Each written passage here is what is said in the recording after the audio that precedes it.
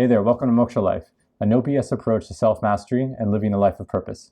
This video is designed to welcome you to my channel. I talk about my personal story, how I try and be of service to you, and what you can expect here on this channel. All right, let's get to it.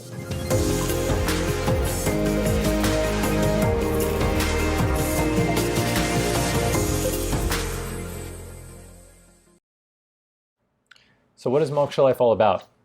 In short, it's a rebellion against the tragedy of unused human potential, the unlived lives within each of us that go untapped, unrealized, largely because of fear, ignorance, and an inability to execute it. So this isn't a channel where I'm going to throw around lofty words like consciousness and high vibes, love and light, and then go tell you to hold some crystals. This is a rubber meets the road kind of approach. We're going to dive into the specifics of emotional, physical, and philosophical challenges in an accessible way to make sure that you get results. So why are we interested in self-mastery at all? In essence, it's to attain freedom. And so what are we attaining freedom from? We're attaining freedom from ignorance, from living from a place of fear, living according to other people's standards, having low self-esteem, living from a place of low consciousness, living according to other people's value systems instead of our own, and from not seeing reality for what it truly is. Living in this place keeps us in a perpetual state of fear, disempowerment, and most importantly, we're playing small with our lives. We're simply not stepping into that potential, into that life that lives inside of us. By stepping out of a life dictated by cultural conditioning, low consciousness, and judgment, we are stepping into a life that is grounded in purpose and will bring fulfillment. I grew up feeling ashamed of who I was, far too disempowered to show up fully. This closed off my heart to myself and to others. Sure, I was functional, I had a steady job, but I was carrying old wounds that left me in a perpetual state of anger, sadness, and judgment towards myself and towards others. I was absolutely miserable. But the truth was, I didn't know that there was any other state of being. In my mid-20s, I started feeling debilitating chronic fatigue, brain fog, and a host of other symptoms. I spent thousands of dollars and I went to over 24 doctors, both alternative and conventional medical doctors. I was often told everything was just in my head, but my symptoms continued to get worse. I was confronted with arrogant doctors that were unwilling to look past their own limited paradigms and ways of viewing things. So what did I do? There in my mid-20s, my family thought I was, losing my mind or that everything was in my head. Doctors told me the same thing. The experts said that everything was fine, but I clearly didn't feel fine. So I rigorously studied biohacking, alternative medicine, Ayurveda, and just anything else that could possibly have answers. Eventually, I did find a few physiological reasons why I was feeling the way that I was feeling. After about 2 years of searching, I was finally able to begin healing. So after diving deep into the physical reasons why I was feeling so awful, I then started to learn about how unprocessed emotions reside in the body and how that contributes to dis-ease as well. This was one of those key aha moments for me where I started to understand how my inner world started to manifest as external symptoms. Once I became open and curious to my experience, I was able to learn from my repressed emotions that I had silenced all those years. It turns out they had powerful messages, very empowering messages for me that I had refused to listen to for so long. So what did those silenced voices have to say? Well, they said that I had a deep-seated need for a life purpose and to show up powerfully in my life. And this need had been silenced by voices from my past that had told me that I should not show up and that I needed to continue to be small. And so I spent the next 2 years immersing myself in personal development until I found my purpose, my life purpose, and then learning the tools to realize that life purpose. MOKSHA Life fast tracks this process of understanding your life purpose, getting out of your way, and realizing what it is you've been put on this planet to do. I wanted to share this with the world because I want each and every one of you to suffer less than I did, to go through fewer tribulations, and to have the resources to really just kick ass. So I want to go into the various branches that MOKSHA Life is going to cover. Each one plays a very specific role in personal growth and in really kind of giving you a multifaceted and holistic way of growing yourself and stepping into your life purpose. So the first branch of MOKSHA Life is life purpose. The idea of life purpose is setting you free from a life of mediocrity where the only thing you can look forward to are cheap thrills. Without life purpose, you'll never know true fulfillment. So I'm going to help you find your life purpose, and then more importantly, I'm going to help you get out of your own way to realize it. So the next branch is on functional medicine. So this is where my journey started, was really curing myself physiologically.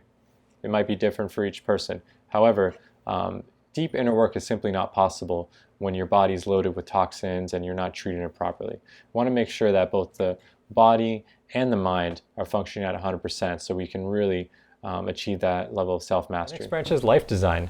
So we want to set you free from the cultural templates that prevent you from living the life that you actually want. I'm going to go into how to design a career, relationships, and so much more so that you can build a life that works for you. Subconscious mind. Have you ever felt resistance towards something you thought you consciously wanted, like success, money, love, or just plain old happiness? Well, yeah, those are just old subconscious patterns that are unresourceful for you in this moment, playing themselves out. A lot of our behaviors, or even some would argue most of our behaviors, are largely subconscious. So we want to be able to re-engineer those subconscious patterns that are really holding us back. So we're going to dedicate a significant amount of time to rewiring the brain. Emotional mastery. We are emotional beings with piss poor emotional education. In order to achieve self-mastery, you have to be able to feel deeply and have a very rich emotional tapestry. This is very sneaky territory. There's a lot of self-deception here with our emotions as well. So we're going to dive into that in a lot of detail. Movement and body work. This is a counterintuitive one that most people don't expect. But your body is a vehicle for self-study. That was one of my big aha moments. Maybe I'll share that in a video. But being able to use your body as a means of understanding your mind, your soul, your heart, it's extraordinarily powerful, especially for us really rationally minded people. Yeah, I'm talking to you guys. This is going to be really critical. Metaphysics and epistemology. You may not have even heard those words, but even if you don't know what epistemology is, you have an opinion about epistemology. So if we're going to get serious about this work of self-mastery, self-actualization work, we have to really examine how we know anything at all and what are the underpinnings of how we construct reality. Once we know this, then we can start to set ourselves free of those things, start to change how we think about ourselves, change how we think about the world. Spiritual practices. Self-knowledge through thinking alone just doesn't cut it. In order to really embody a lot of the truths that we need to embody in order to live the lives that we deep down want, we're going to need to access other forms of knowing beyond the rational mind, other epistemic methods. Spiritual practices give us access to other forms of knowing that go beyond just mere knowledge, rationality, and logic. This is going to be really game-changing, especially for you very scientifically and rationally minded people. Once you open yourself up a little bit to this, it's going to completely change everything for you. Things that you could never thought you'd be able to embody or truly grasp will come effortless. Philosophy. Yeah, I know what you're thinking. It's totally impractical, right? And it's true, most academic philosophy does not help you live a better life. You don't have to look very far to come to that conclusion. However, we're going to grab the insightful and actionable philosophies and incorporate them into our work. Productivity. So this is where the rubber meets the road. Once you have your life purpose, once you've developed spiritual practices, we also need to get you out into the world, producing work, creating, contributing, being of service in the way that you need to be of service. And the way that most people approach their work is simply not going to cut it. So we're going to dive deep into productivity hacks, how to manage time, and ultimately the currency of life. Developmental psychology. Why would I need to know that? Well, it turns out a lot of people have studied how individuals and societies evolve over time, both up until this point and what is the ways in which we can continue to evolve. It's really important to know that the kind of growth that you need is going to be different depending on what stage you're in. So if you're first getting into personal development and then you're kind of getting lost with the occult or doing enlightenment work or going off to do holotropic breathing or something like that at a retreat, well, that you may be putting the cart in front of the horse, if that makes sense. So developmental psychology really gives us a framework for how do we know we're doing the right things, and then also how do we relate to other people, judge them less, and really kind of see them along the continuum of consciousness. And lastly, just my commitment to you as a teacher and a lifelong learner. I will always share the limitations of what I know at any given point. If I happen to be aware of any sort of caveats or anything that you need to know about, I will certainly communicate those. Additionally, I want to keep things very actionable. I don't want you to be spending your time just listening to things. The idea here is that we get you out into the world, taking that action, living out your life purpose. I'm going to be here as a support, providing resources and living out my life purpose, which is to share life-changing techniques and insights to help you step into your power.